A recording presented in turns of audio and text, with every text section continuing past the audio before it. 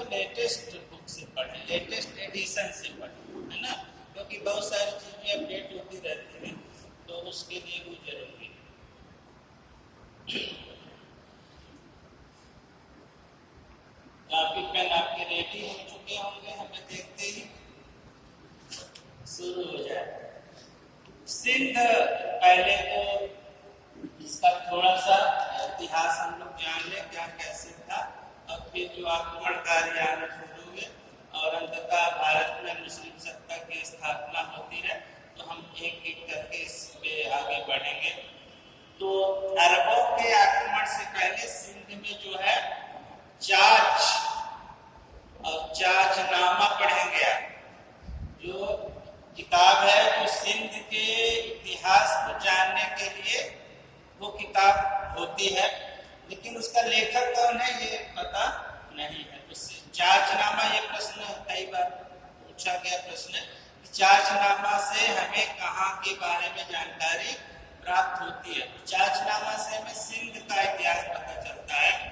तो अरब के आक्रमणों से पहले सिंध में चाच नामक ब्राह्मण का अधिकार था, और इस चाच ने सिंध देश में कन्नौज क्षेत्र से उस ब्राह्मणों को ये ले गया और सिंध क्षेत्र में उसने बसाया।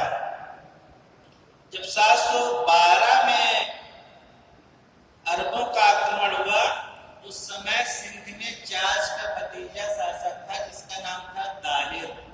अरबों के आक्रमण के समय कौन सिंध का शासक है? दाहिर। चाच से पहले जिस वंश का शासन था सिंध के क्षेत्र में, वो था राय परिवार। ठीक है, कौन किसका शासन था? राय परिवार का। और चाच ने राय साहसी नाम के शासक थे, उनकी जब मृत्यु हो गई तो चाच ने उनकी जो विधवा थी लाडी से विवाह कर दिया और सिंध की गद्दी पे बैठ गया। चाचनामा के बारे में थोड़ी सी जानकारी आप रख लें।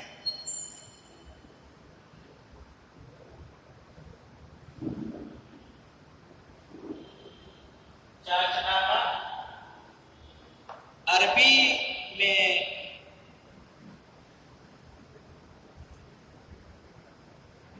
इसका अनुवाद हुआ था अबू बकर कूफी ने। अरबी में इसका अनुवाद किया था अबू बकर कूफी ने।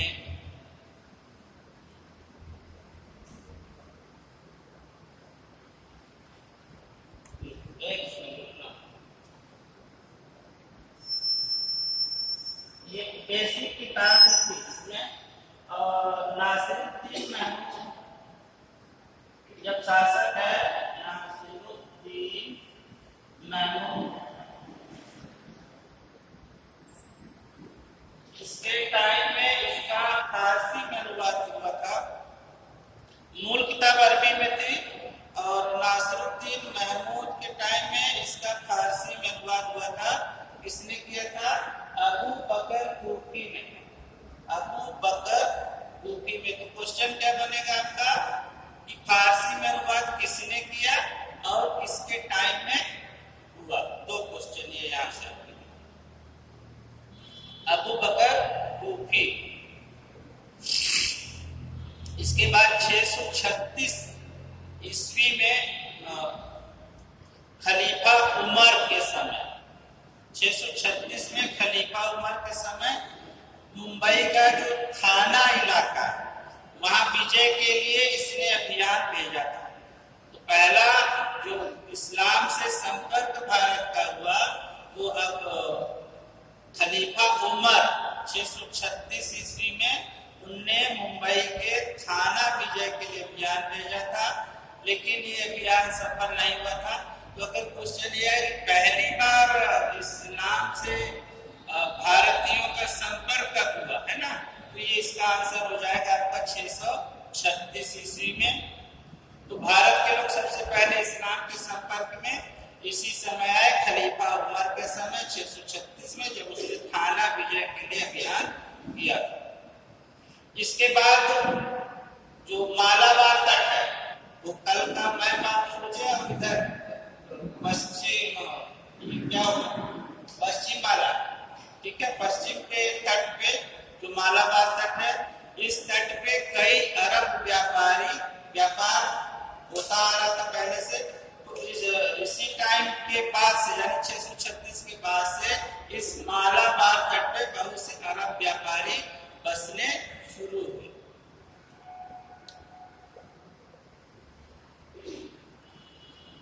दूसरा अभियान 644 ईस्वी में खलीफा थे उस्मान, खलीफा उस्मान के समय में अब्दुल्ला बिन उमर,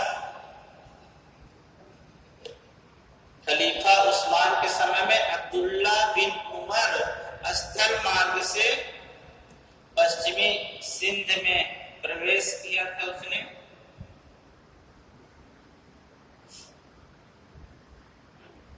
स्थल मार्ग से पश्चिमी सिंध में प्रवेश, सिंध को इसने जीता था लेकिन उसको अपने राज्य में नहीं मिलाया।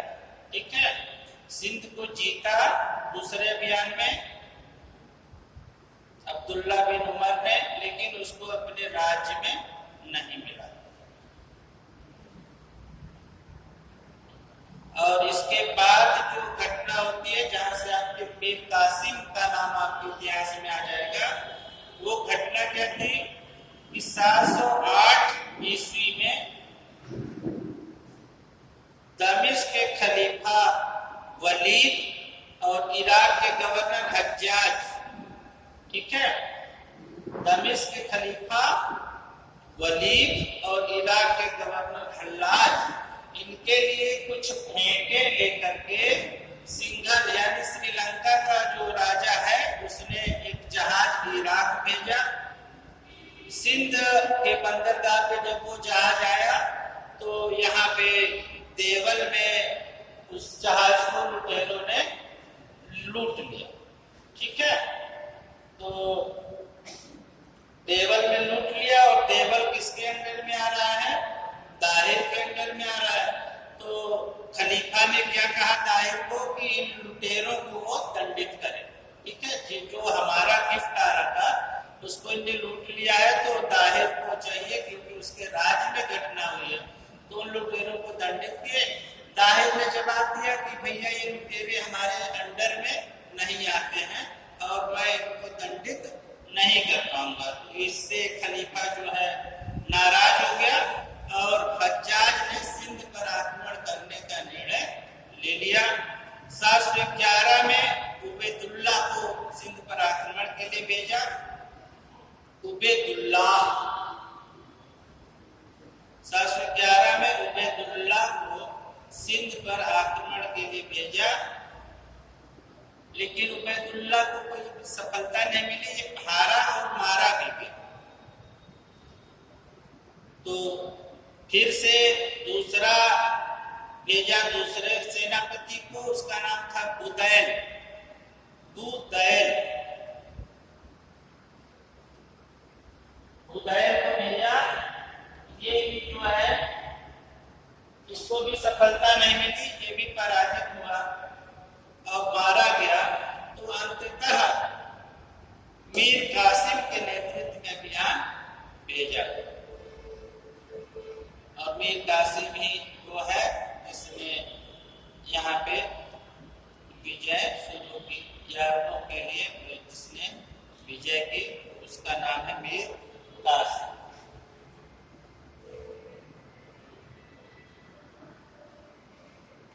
मीर कासिम बंगाल वाले मीर कासिम से कंफ्यूज न करिएगा। ठीक है, ये मीर कासिम ये कौन था? ये हज्जाम का दामाद और भतीजा था।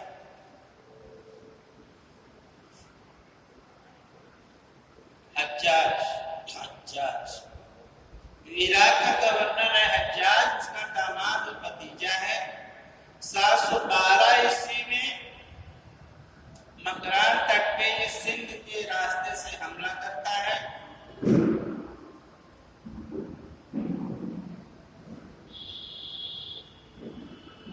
मकरान के बाद ये देवल पे आक्रमण करता है और उस रास्ते में मंगरान से देवल के रास्ते में जाट और मेड़, ये जो दो जातियों के लोग हैं और काफी खूंखार लड़ाके टाइप के ये लोग हैं, इनको ये अपने साथ शामिल कर लेता है। देवल में बौद्ध थे, ठीक है। तो बौद्ध जो है वो शासक ताहिर से असंतुष्ट है, तो इन बौद्धों ने इन अरबों के आक्रमण का स्वागत किया, ठीक है। सिंध में यानी ताहिर जो राजा है उससे वहां के रहने वाले बौद्ध असंतुष्ट हैं, अतः इन बौद्धों ने अरबों के आक्रमण का स्वागत किया।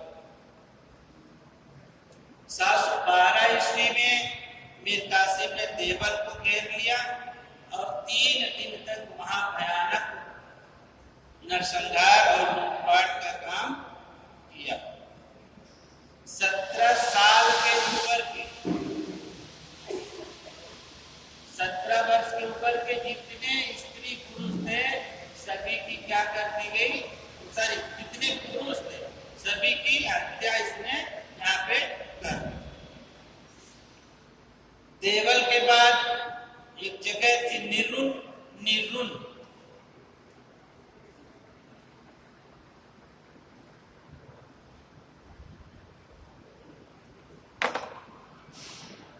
निरुन पर भी आक्रमण किया। निरुन में भी बौद्ध की बहुतायत थी और उन्होंने बिना किसी संघर्ष के बिना लड़े ही समर्पण कर दिया, तो निरुन को भी इसने जीत लिया। फिर अगला है सेहवान। सेहवान में ताहिर का चचेरा भाई था बजहरा। सेहवान में कौन शासक है? बजहरा, ये ताहिर का चचेरा भाई है। इसका शासन था। यहाँ भी सेवान में भी ज्यादातर निवासी क्या थे? बौद्ध थे। और जब इसका मीर कासिम का आक्रमण हुआ तो इसने भी आत्मसमर्पण कर दिया और जजिया देना स्वीकार किया।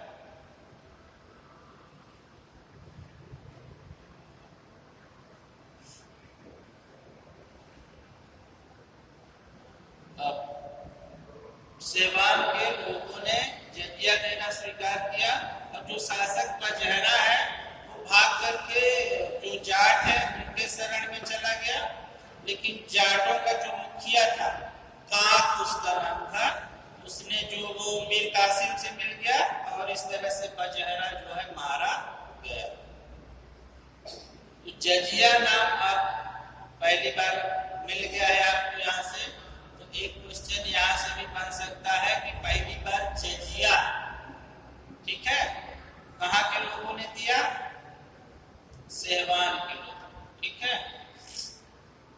जजिया तो समझ रहे ना, 4 प्रकार के जो इस्लामी उसमें टैक्स हैं, जजिया, ज़कात, खुम्स और खिराज, ठीक है। तो समस्या ये आई कि इस्लाम के अनुसार या तो आप इस्लामी राज्य में गैर इस्लामी लोग नहीं रह सकते, ठीक है। तो भाई जब भारत या इस तरह के देशों में इस्लाम फैलना शुरू हुआ तो यहाँ तो बहुसंख्यक आबादी गैर इस्लाम को मानने वाली थी। तो क्या विकल्प है? या तो सबको क्या किया जाए, मार दिया जाए, ठीक है।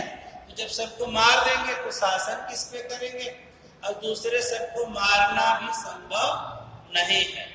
इल्तुतमिश के टाइम में पढ़ेंगे, उसके दिमाग में ये विचार आया था, लेकिन जो जुनैदी उसका प्रधानमंत्री था उसने रोका था उसको कि ऐसा करने से ये अभी अभी तो हम लोग को राज्य स्थापित हुआ है और अगर ऐसा हम लोग करेंगे तो ये लोग इकट्ठा हो जाएंगे और विद्रोह कर देंगे तो हमारा राज्य खत्म हो सकता है। तो वहां पे वो हुआ।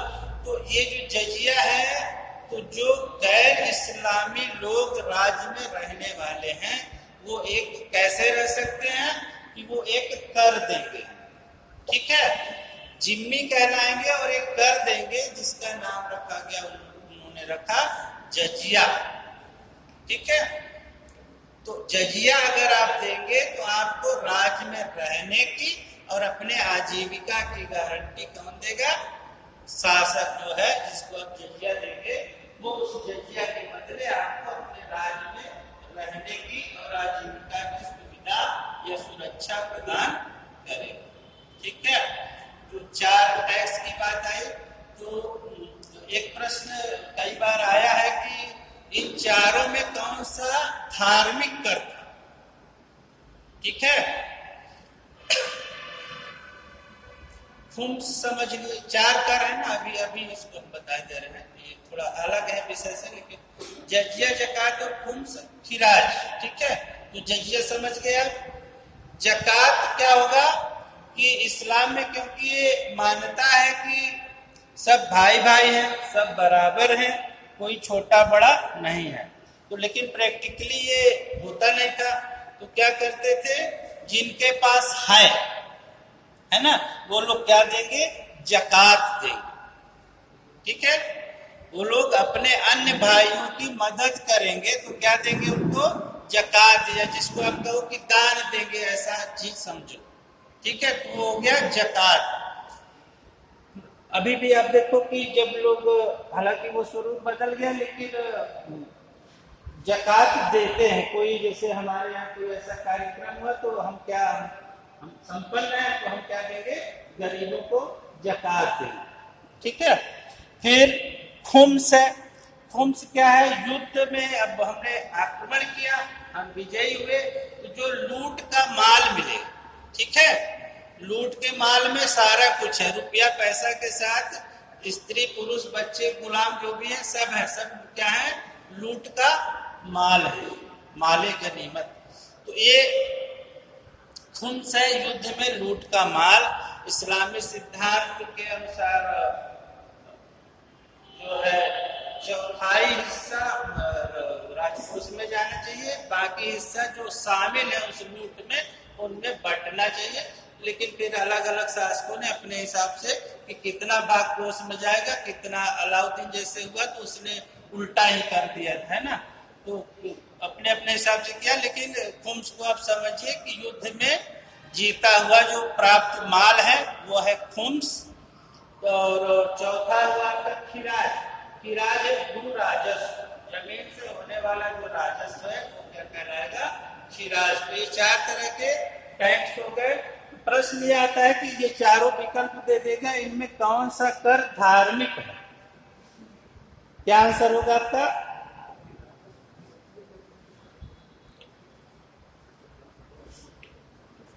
जजिया हो गया आपका, जकात हो गया, खुम्स हो गया, और क्या हो गया? खिराज। ये 4 टैक्स ही इस्लाम के कानून के अनुसार वैलिड टैक्स हैं। इन क्वेश्चन ये आता है आपका, इन 4 में से कौन सा कर धार्मिक कर था? यही पे आप गलत हो जाते हैं, यही से आपका आंसर गलत हो जाता है, ठीक है। ये वाला सही उत्तर जकात। सोचने पे सामान्य तौर पे यही लग रहा है कि ये तो दूसरों से धर्म के आधार पे, भेदभाव के आधार पे लग रहा है, तो क्या होना चाहिए? जजिया होना चाहिए। लेकिन उसका आंसर सही है, क्या है? जकात, ठीक है, ये याद रखिए।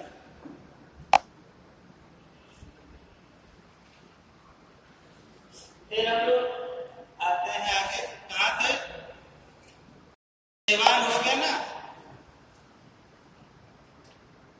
सेवान के बाद निर्शासन आगे बढ़ता है रावल।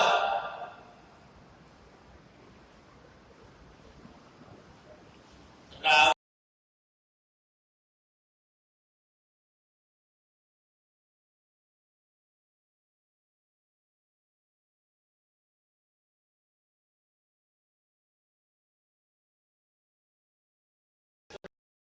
बड़ी बहादुरी से मीर कासिम का सामना किया, लेकिन अंततः जब पराजय लगने लगी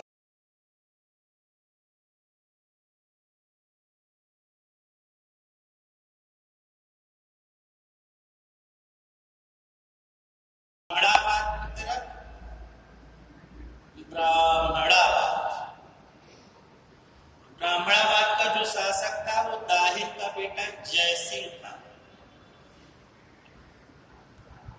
ब्राह्मणवाद का शासक दाहिर का बेटा जयसिंह, और जयसिंह का मंत्री क्योंकि मीर कासिम से मिल गया इसलिए इसको आत्मसमर्पण करना पड़ा और इसने इस्लाम धर्म स्वीकार कर लिया। तो ब्राह्मणवाद की विजय के बाद मीर कासिम का सिंध की राजधानी अरोर पर अधिकार हो गया। अरोर, सिंध की राजधानी अरोर पर अधिकार हो गया। उसके बाद है मुल्तान, 713 ईस्वी में जीता। यहां से बहुत सारा सोना प्राप्त हुआ, तो इसीलिए मुल्तान का नाम ही पड़ गया था स्वर्ण नगरी। स्वर्ण नगरी के नाम से जाना जाने लगा था क्योंकि मीर कासिम को मुल्तान में बहुत सा सोना प्राप्त हुआ। अब 714 ईस्वी में खलीफा बदल गया और नया खलीफा जो बना वो सुलेमान बना और हल्लाज से उसकी शत्रुता थी। इसके कारण हल्लाज का जो सेनापति है मीर कासिम, उससे भी वो शत्रुता का भाव रखता था। इस कारण से मीर कासिम को उसने वापस इराक बुला लिया और वहां पे मीर कासिम की हत्या कर दी जाती है। तो इस तरह से मीर कासिम होता है समाप्त। जो सिंध का क्षेत्र जो जीता है वहां का गवर्नर बनता है जुनैद। जुनैद के बाद तमीम, ठीक है, और तमीम का काल आते आते सिंध का लगभग सारा क्षेत्र केवल देवल का सिंध के अधिकार में रह गया, बाकी सारा क्षेत्र उनके यहाँ से निकल गया।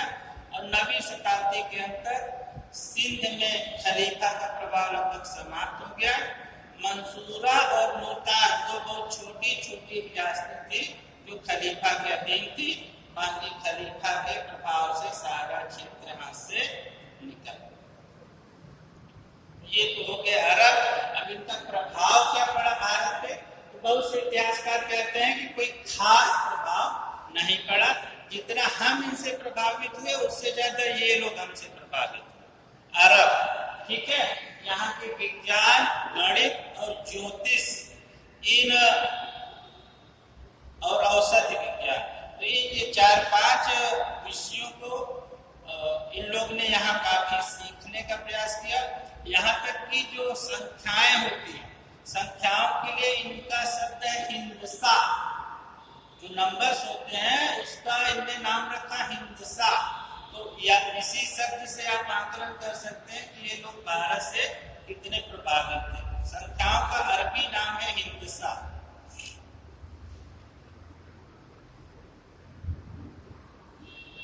एक इनका अरबी विद्वान हुआ है अबू मसर।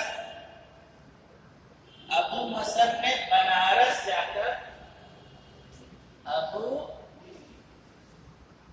मसर ये गया बनारस। कहाँ गया? बनारस। बनारस ज्योतिष विद्या का बड़ा केंद्र था, तो ज्योतिष सीखने ही गया था बनारस। मंसूर के समय में ब्रह्म सिद्धांत, खंडन खाद, इन दो ग्रंथों का अरबी में अनुवाद हुआ। जो प्रभाव है ना उसमें कि जो ये भारत के ग्रंथ हैं ब्रह्म सिद्धांत और खंडन खाद, इनका मंसूर के समय में अरबी में अनुवाद। खुसरो प्रथम के समय में पंचतंत्र का,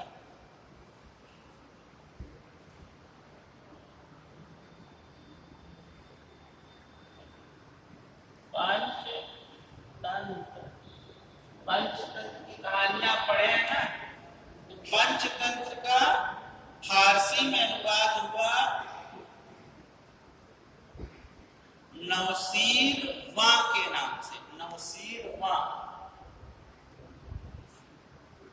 हाँ ये सब अभी हम बता रहे हैं, आप लिख लीजिए बस। नौशीरवां, यहाँ पे जहाँ गलती आप करते हैं वो मैं बताने वाला हूँ। फारसी में अनुवाद किस नाम से हुआ? नौशीरवां से, नौशीरवां के नाम से।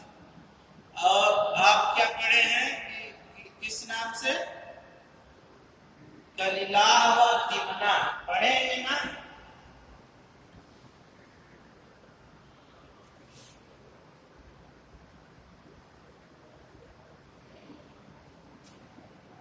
कलिला व दिमना। तो ज्यादातर हम लोग को यही माना रटना होता है। तो क्वेश्चन को देख भी लें कि वो किस भाषा में पूछ रहा है। तो फारसी में जो पंचतंत्र का अनुवाद हुआ वो इस नाम से हुआ, और जो अरबी में हुआ वो ये नाम है। प्रश्न क्या पूछ रहा है? फारसी अनुवाद का नाम पूछ रहा है कि अरबी अनुवाद का? ठीक है। और हम लोग जो रटे होते हैं ये कलिला व दिमना वाला याद किए होते हैं, तो ये अरबी अनुवाद है। फारसी अनुवाद का नाम है नसीरवा। नसीरवा।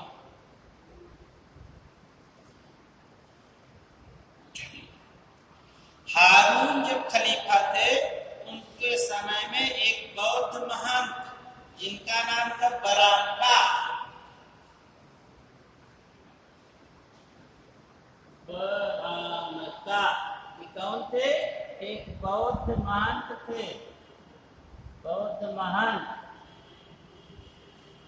बरांका। तो हारून के जब खलीफा थे तो बौद्ध महंत बरांका को हारून ले गया था अपने देश बगदाद, और वहां पे इनको अपना प्रधानमंत्री बनाया था। ठीक है। और ये बराम का बड़ा नाम, छोटे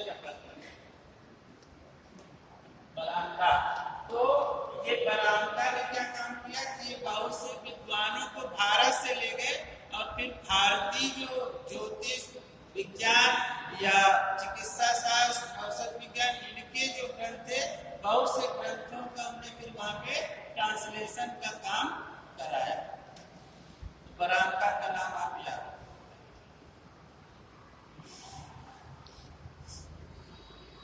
अब हम लोग आ जाते हैं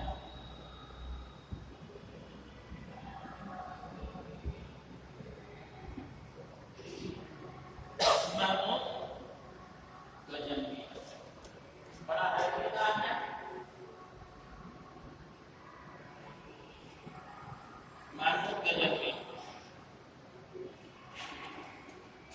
तो गजनी के बारे में थोड़ा जान लें।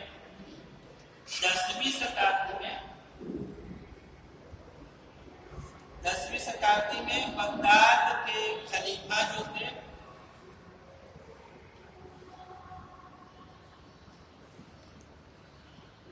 खलीफा शब्द कई बार आ गया, मैंने पूछा नहीं। खलीफा जानते हैं? हाँ, खलीफा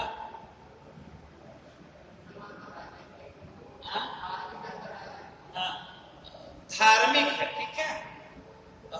जो पूरी दुनिया, अब इस्लाम नया धर्म है ना, तो मोहम्मद साहब नहीं रहे जब, तो बाद में ये खिलाफत, जब इस्लाम का प्रसार होना शुरू हुआ तो खिलाफत हुआ, और फिर अलग अलग देशों में वो खिलाफत गई, अलग अलग खलीफा बने।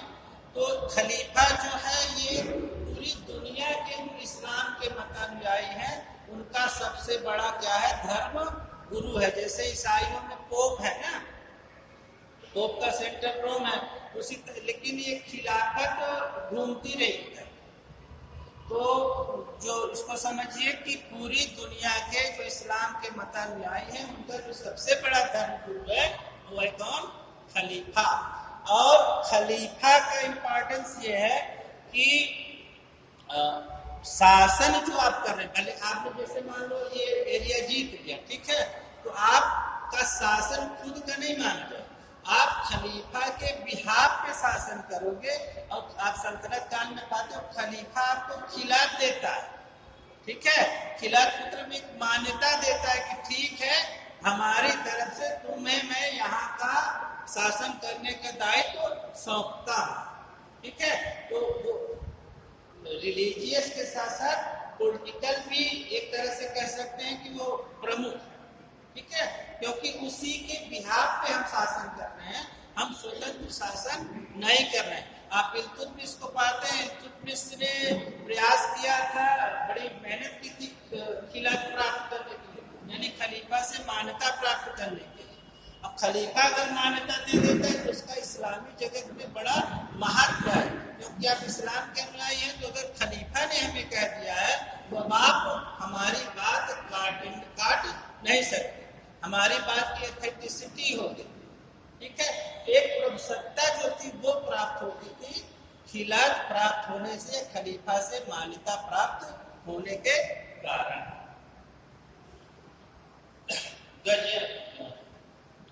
तो 10वीं शताब्दी में जो था वो बगदाद के खलीफा कमजोर पड़ गए जब, तो तुर्क गुलाम था एक अल्पतकीन, क्या नाम था?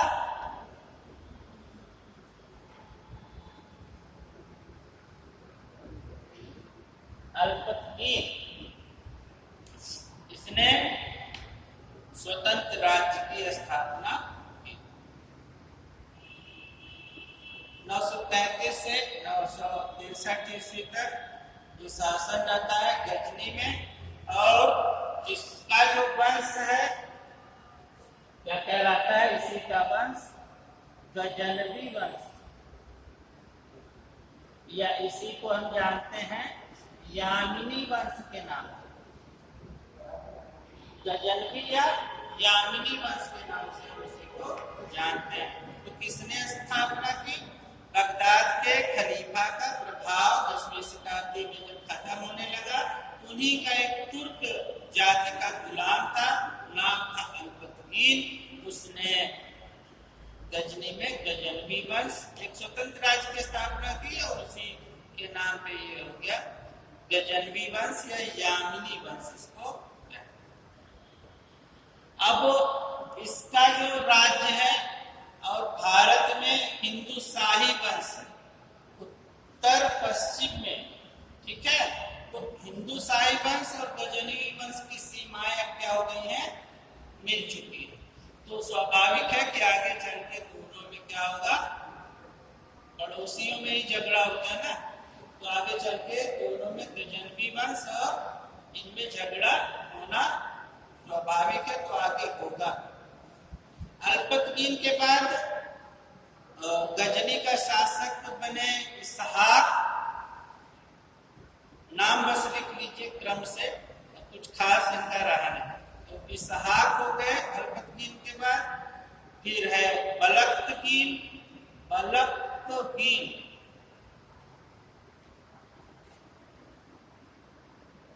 इसके बाद हुआ इसहाक,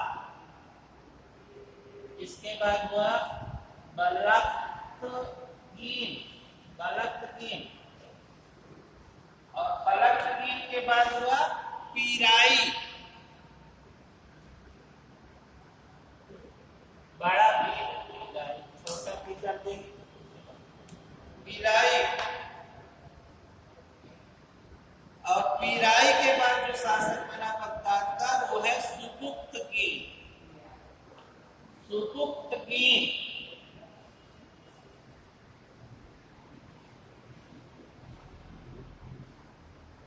यहां से कुछ कुछ मामला गंभीरता की तरफ जाए। सुबुक्तकीन इस 977 से 999 ईस्वी तक रहा। अल्पतकीन जिसने स्थापना की थी उसका दामाद भी था और उसका दास भी था, ठीक है। हिंदू शाही वंश जिसको बताए, जो बॉर्डर जिनका मिल रहा है, तो हिंदू शाही वंश के साथ झगड़े की शुरुआत इस सुबुक्तकीन के टाइम से ही होती है।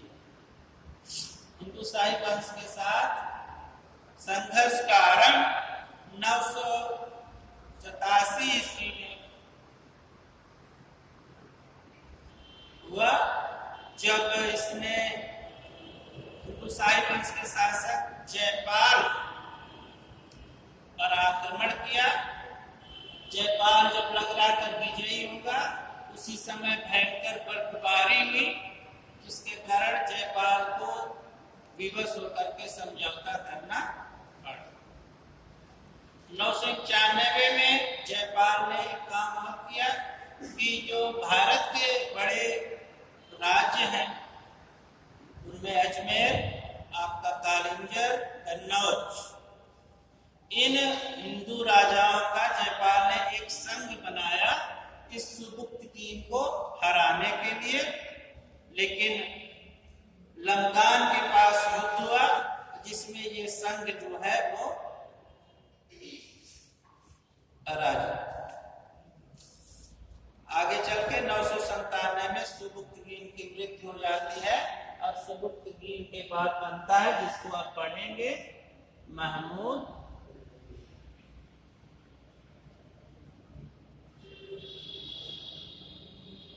गजनवी। महमूद गजनवी,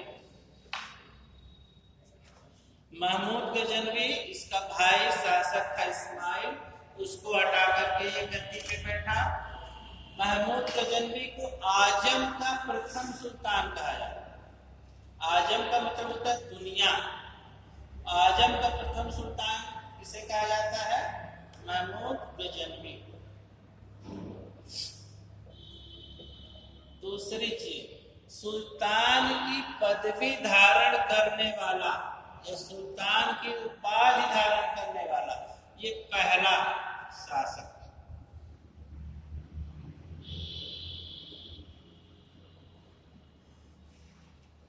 बगदाद के जो समय खलीफा हैं अल कादिर बिल्लाह, अल कादिर बिल्लाह ने इसको यमीनुद्दौला, यमीनुद्दौला की उपाधि दी।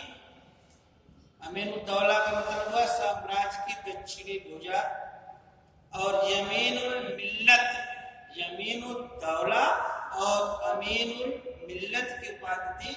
अमीनुल मिल्लत का अर्थ होता है धर्म का रक्षक, यानी साम्राज्य का दक्षिणी भुजा और धर्म का रक्षक की उपाधि खलीफा ने इसको, बगदादी खलीफा अल कादिर बिल्लाह ने प्रदान की। लिखिए इसको, यमीनुद्दौला और अमीन उल मिल्लत। और अब खलीफा ने ये उपाधियां दी हैं। राज्य किसका है? सैद्धांतिक रूप से खलीफा का है, ठीक है। तो इसीलिए खलीफा क्या कहता है कि ठीक है तुम जीतो, तुम हमारे राज्य की क्या हो? दाहिनी भुजा हो और तुम धर्म के रक्षक हो, ठीक है। तो इसी अवसर पे बताते हैं कि गजनवी ने इससे शपथ ली कि मैं भारत पे हर साल जो है क्या करूंगा? आक्रमण करूंगा। इसी अवसर पे उसने शपथ ली कि मैं हर साल भारत पे आक्रमण करूंगा। अब आक्रमण क्यों करूंगा? तो ऐसे देखने में तो लग रहा है कि यह बड़ा धार्मिक आदमी है और धर्म के यानी इस्लाम के प्रसार के लिए ये जो है भारत पे आक्रमण करना चाह रहा। लेकिन एक्चुअल रीजन क्या था? वास्तविक कारण था कि भारत में जो है धन संपदा बहुत ज्यादा थी और सुन रखा मैंने कि भारत में जो मंदिर है उनमें सोना भरा पड़ा, ठीक है। तो उस धन को प्राप्त करने की इसकी मंशा थी भारत से। तो ये भी प्रश्न पूछते हैं कभी कभी कि इसके आक्रमण का मुख्य उद्देश्य क्या था या मूल उद्देश्य क्या था। तो तमाम चीजें देख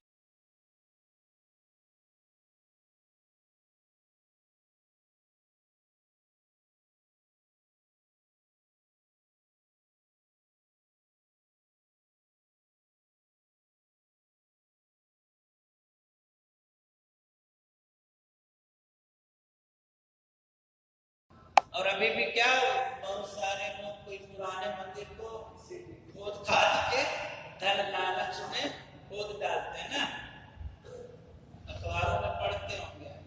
तो मंदिर क्या है? हमारे पूर्व मध्यकाल में ये बैंक का काम कर, ठीक है। मंदिर क्या कर रहे हैं? बैंक का काम कर रहे हैं। आपके पास संपत्ति है तो आप कहाँ रख देंगे? मंदिर में, क्योंकि ये एक मान्यता थी कि भैया बाकी जगह की चोरी छिनैती लूटपाट हो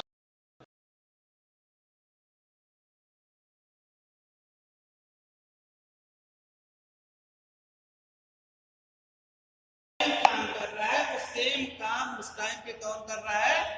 मंदिर कर रहा है। तो इसीलिए वो संपत्ति कहाँ पे इकट्ठा हो रखी है? मंदिरों में इकट्ठा हो रही। और ये सब कहानी यहाँ तक पहुंच रही, तो उसको जरूरत है इसको महमूद गजनवी को, जो जिससे संतुष्ट हो। एक वर्ग होगा जो संतुष्ट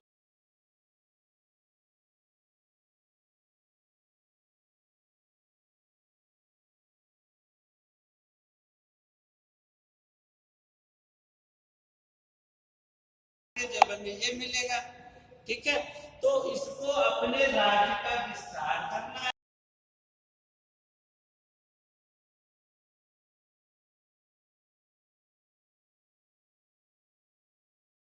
के लिए, और राज्य विस्तार के लिए, दोनों काम के लिए चाहिए क्या?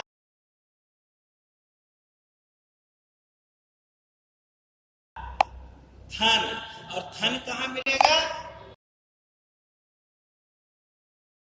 कारण थी क्यों आक्रमण किया, लोगों ने कहा है, तो आप भी लिख लें, क्योंकि उनके अनुसार पूछ देगा तो उन्हीं के अनुसार आपको बताना। मोहम्मद हबीब कहते हैं कि अपनी स्थिति को मजबूत करने के लिए ये खलीफा से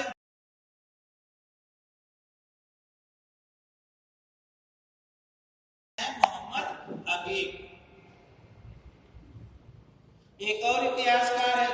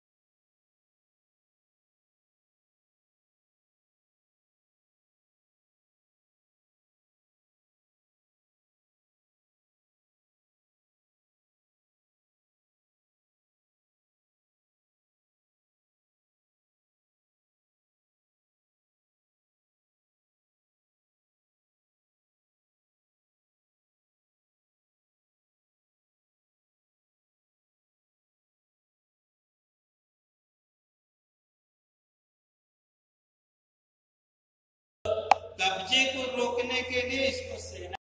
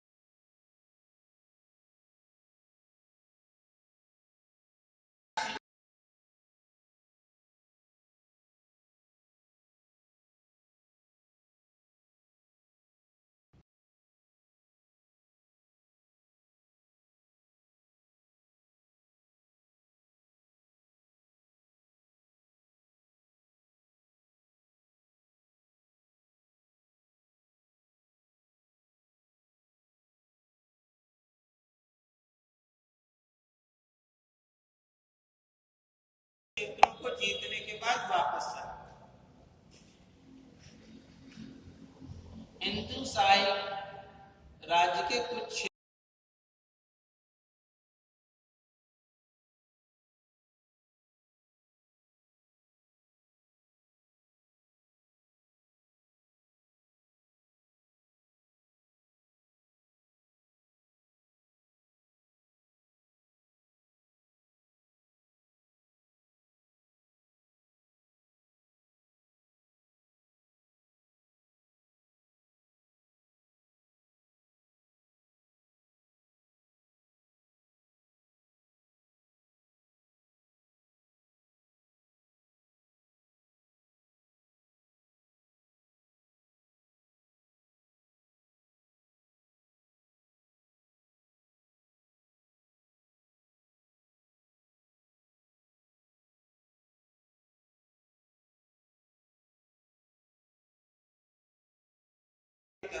25 हाथी और 2.5 लाख मुद्राएं दे करके मुक्त होता है, लेकिन उसको इतनी ग्लानि होती है, भारतीय को ग्लानि भी बहुत होती थी।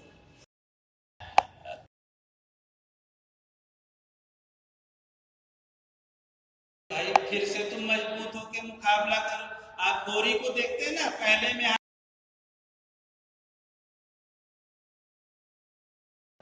तो यहाँ कई नाम ऐसे आएंगे जो पराजित होने पे। साउथ में भी कल आपको पढ़ा रहे थे, पता है कि कुछ राजाओं ने ग्लानि से क्या कर ली, पराजित हुए तो उनको इतनी ग्लानि हुई तो आत्महत्या कर ली। तो ये जयपाल भी जो है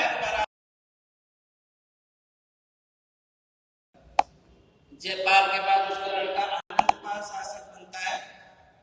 आनंदपाल की कहानी आगे आएगी।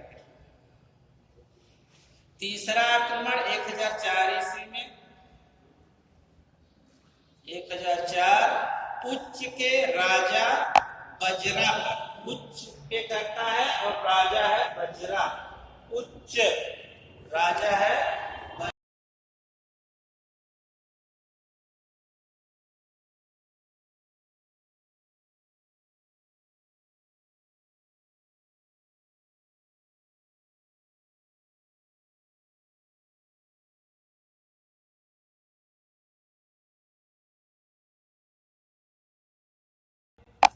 शासक है मुल्तान का फतेह दाऊद, जो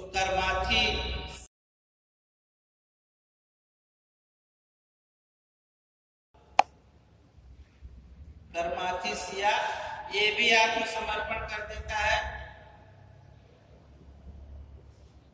और मुल्तान का शासक बनाया, जो आनंदपाल का पुत्र है। और ये सुखपाल जो है इस्लाम स्वीकार कर लेता है और अपना नाम नौसा शाह रखता है। लेकिन गजनवी के वापस जाने के बाद ये फिर से इस्लाम को छोड़ करके हिंदू बन जाता है। तो अगले आक्रमण तो मुल्तान में फतेह दाऊद को हटा करके किसको शासक बनाया गया, सुखपाल, ठीक है। और सुखपाल जो है क्या हो जाता है, इस्लाम धर्म स्वीकार कर लेता है। पांचवा आक्रमण इस सुखपाल के विरुद्ध किया गया, क्योंकि ये बाद में इस्लाम को त्याग देता है। इसको दंडित करने के लिए गजनवी ने पांचवा आक्रमण किया था। छठा आक्रमण 1008 ईस्वी में,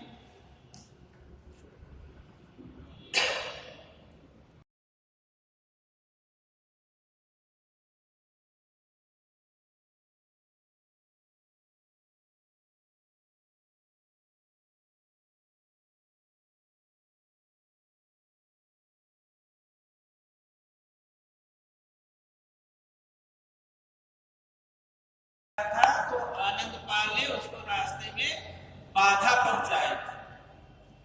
आनंदपाल ने क्या किया कि वही कुछ हिंदू राजाओं का संघ बनाया, जिसमें उज्जैन के परमार, ग्वालियर के कछवाहा,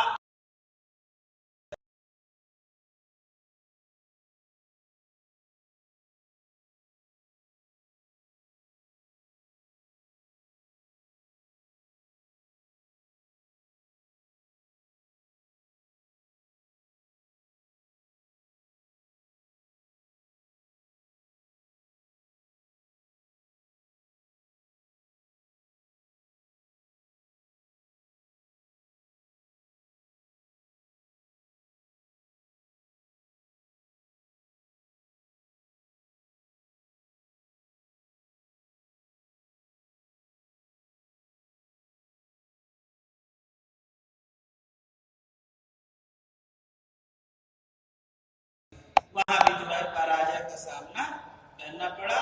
नंदन या नंदनपुर जो राजधानी थी उसको तबाह कर दिया गया और आनंदपाल ने बाद में समर्पण कर दिया। सातवां आक्रमण 1009 ईस्वी में, कांगड़ा और नगरकोट। कांगड़ा कहाँ है? कांगड़ा और नगरकोट पर किया और यहाँ से बहुत।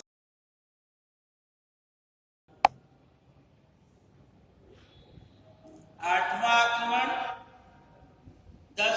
1010 ईस्वी में,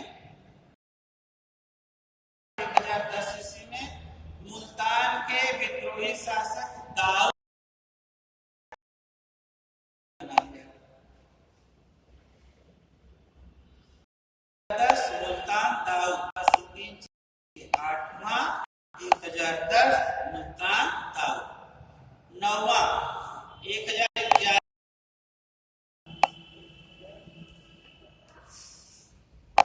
नौवां आक्रमण 1011-12 ईस्वी में थानेश्वर पे किया और बड़ा पुराना एक चक्र स्वामी मंदिर था थानेश्वर में, जिसको इसने लूट लिया। चक्र स्वामी मंदिर 1012 ईस्वी में। 10वां आक्रमण 1012 ईस्वी में आनंद पाल के पुत्र त्रिलोचन पाल के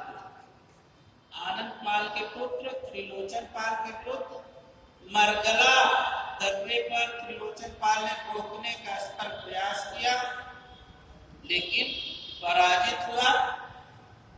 और मरगला दर्रे पर त्रिलोचन पाल ने रोकने का प्रयास किया, पराजित हुआ। भाग करके कहाँ चला गया? कश्मीर का शासक है भीमपाल।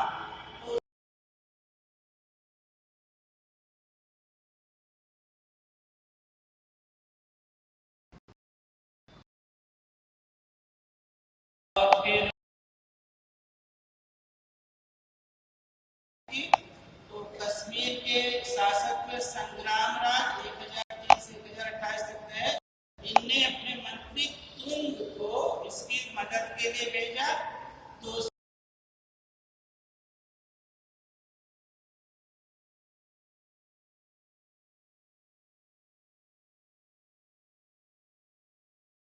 युद्ध में जो आपके बुंदेलखंड का शासक है विद्याधर थी। 11वां आक्रमण 1015-16 ईस्वी। 1015-16 कहाँ किया? कश्मीर।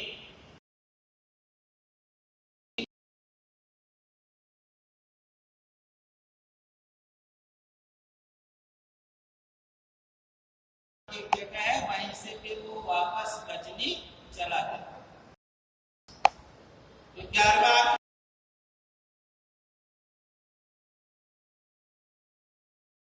कारण वापस हो गया लवकोट नाम। 12वां आक्रमण 10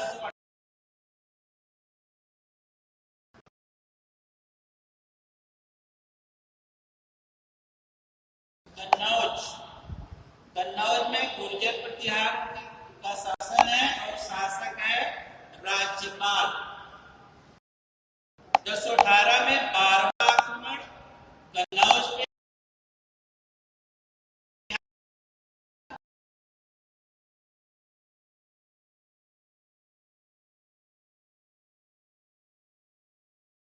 बरन पड़ता है। बरन को पराजित किया, उसने इस्लाम स्वीकार किया। फिर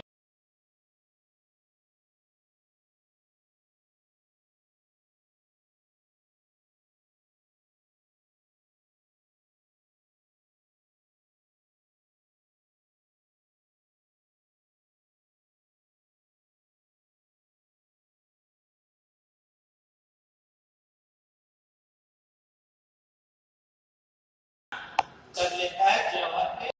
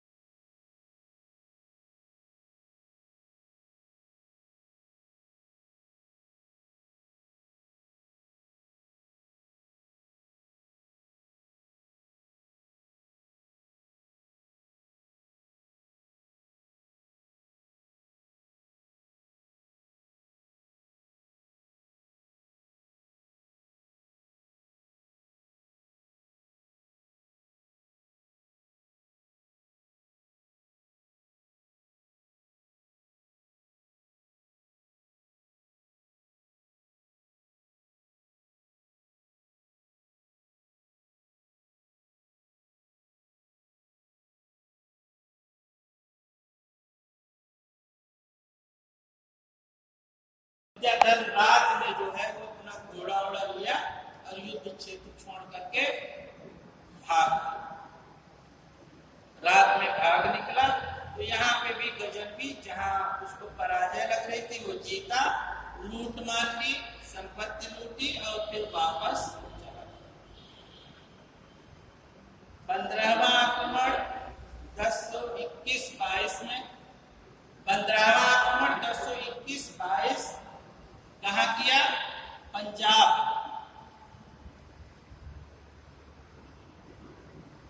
अब ये खास इसलिए है कि अभी तक जहां भी आक्रमण कर रहा है गजनवी ने अपना राज्य बनाने की कोशिश नहीं की, लेकिन पंजाब में वो एक पॉलिटिकल सेंटर अपना बनाना चाह रहा और यहाँ पे प्रत्यक्ष पंजाब को प्रत्यक्ष शासन में लिया।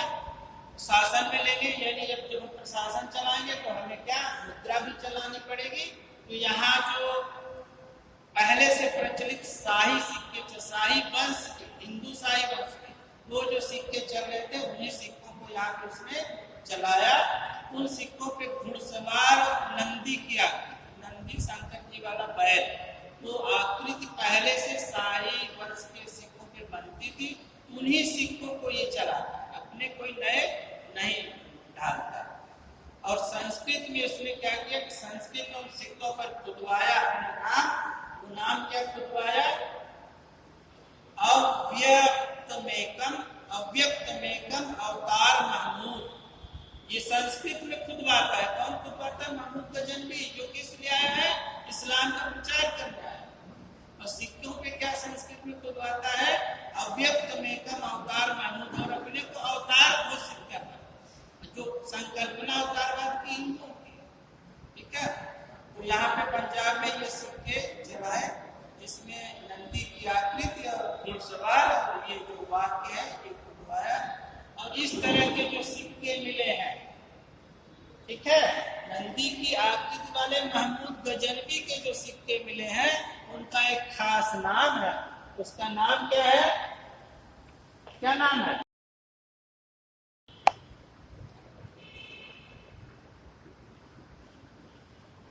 इस नाम से वो सिक्के जाने लगे, दिल्ली बात।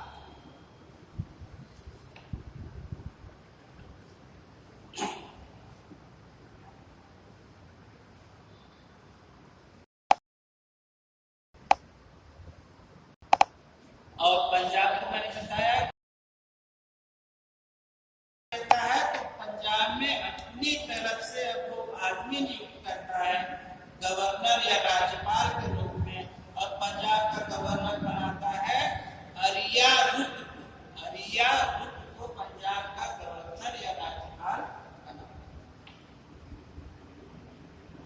सबसे प्रसिद्ध आक्रमण हुआ कहाँ हुआ? तो 16वां आक्रमण। क्यों भाई, कहाँ गए? सोमनाथ कहाँ है? गुजरात में है ना। और सोमनाथ वहां के जो लोग थे ना उनको ये था कि सोमनाथ को कोई जीत लेगा, मतलब कोई हमला करेगा। उनको ये कल्पना में भी नहीं था, वो सब मस्त थे, कोई आक्रमण को रोकने कोई तैयारी नहीं। जो शासक है भीम, कोई तैयारी नहीं। उनको विश्वास नहीं था कि भगवान सोमनाथ पे भी कोई अटैक कर सकता है, ठीक है। लेकिन गजनवी ने किया और यहाँ उसको बहुत सारा क्या मिला?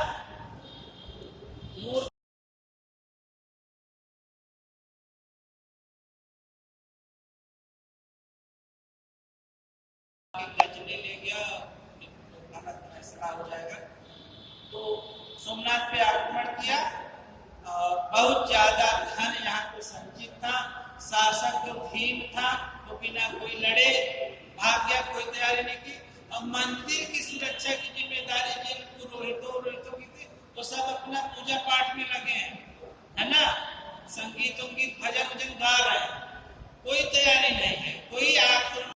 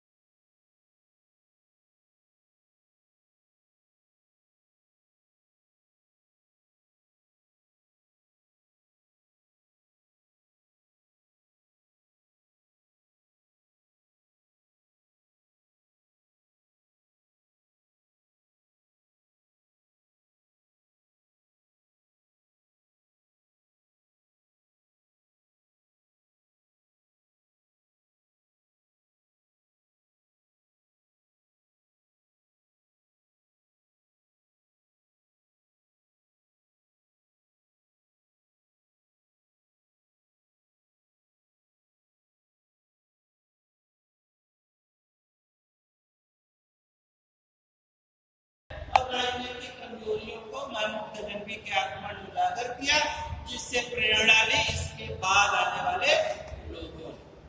ठीक है, तो ये हो गया इसका परिणाम या प्रभाव। और ये विद्वानों का भी संरक्षक था। तो कौन कौन थे, नाम लिख लीजिए। अल-बिरूनी, कुतुबी, हरावी, बैहाकी। अल-बिरूनी, कुतुबी, हरावी, बैहाकी, पुजारी और फिरदौसी को अपने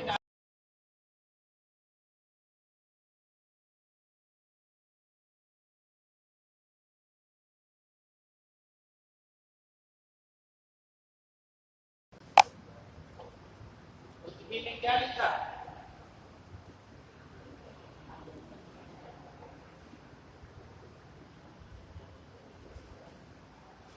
किताब-उल-यामिनी, यानी यामिनी वंश में क्या? यामिनी कौन है? यही है यामिनी वंश, इसी का वंश यामिनी वंश। बताया था ना, यामिनी वंश की स्थापना की अल-तुगीन ने। कुतुबी ने क्या किताब लिखी? किताब-उल-यामिनी। और तारीख-ए-यामिनी भी एक किताब लिखी, तारीख-ए-यामिनी। और फिरदौसी का शाहनामा तो आप रटे ही होंगे। फिरदौसी ने जो किताब लिखी उसका नाम था शाहनामा।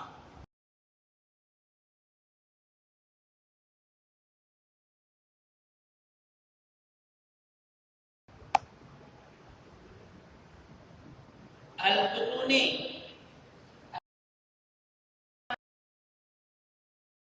लिख लो, यहाँ से प्रश्न थोड़ी आएगा, 15 साल पहले आता